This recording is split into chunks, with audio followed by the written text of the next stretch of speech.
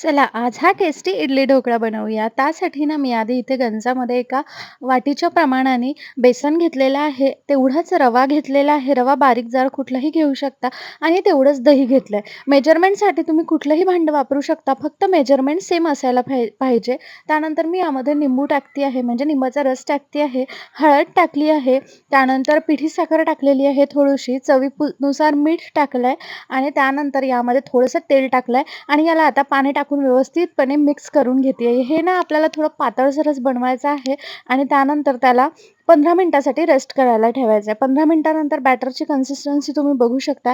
यामध्ये आता मी टाकते आहे इनो. इनो टाकल्यानंतर त्यावर थोडं पाणी टाकायचं आणि त्याला व्यवस्थितपणे मिक्स करून घ्यायचं आणि त्यानंतर लगेचच त्याला लावायला घ्यायचं. आता तुम्ही स्टीमसुद्धा करून घेऊ शकता. म्हणजे जसं आपण ढोकळा स्टीम करतो तसं सुद्धा करू शकता. मी इडली पात्रामध्ये इथे लावती आहे. तर इथे इडली पात्राला मी आधीच तेल लावून घेतलेलं आहे. त्यामध्ये आता मी हे बॅटर टाकते आहे. बॅटर एकदम जास्त टाकायचं नाही, कारण बॅटर फुलतं सुद्धा. सो मी आता पूर्ण इडली पात्रामध्ये बॅटर टाकून घेते.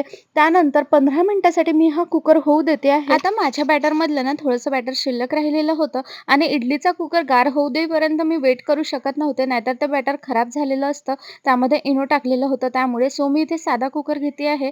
त्यामध्ये पाणी टाकून घेतलंय आणि कुकरचं जे भांडं असतं त्या भांड्याला मी तेल लावून घेतलंय आणि हे सुद्धा मी 20 मिनिट होऊ देईल. शिटी काढून मी हा कुकर होऊ देते. तोपर्यंत इकडे माझा इडलीचा कुकर सुद्धा झालेला आहे. आता याला छान मोहरी, हिरवी मिरची आणि साखरच्या पाण्याचा तडका दिलाय ते यावर टाकलेला आहे आणि खरं सांगू का खूप छान झालेल्या एकही इडली वेस्ट नाही गेली. आजपर्यंत मस्त झालेल्या. त्याला आता मी टोमॅटो सॉससोबत इथे सर्व्ह करते आहे. तुम्हीही एकदा ही रेसिपी नक्कीच ट्राय करून बघा. खूप जास्त टेस्टी होते.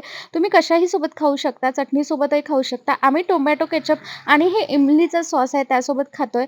जे साध्या कुकरमध्ये केले ना त्याचे मी असे पीसेस केले आणि बाकी इडली तर तुम्ही बघितलीच. तुम्हाला ही टेस्टी पण झटपट होणारी रेसिपी कशी वाटली ते नक्की सांगा. चलो बाय.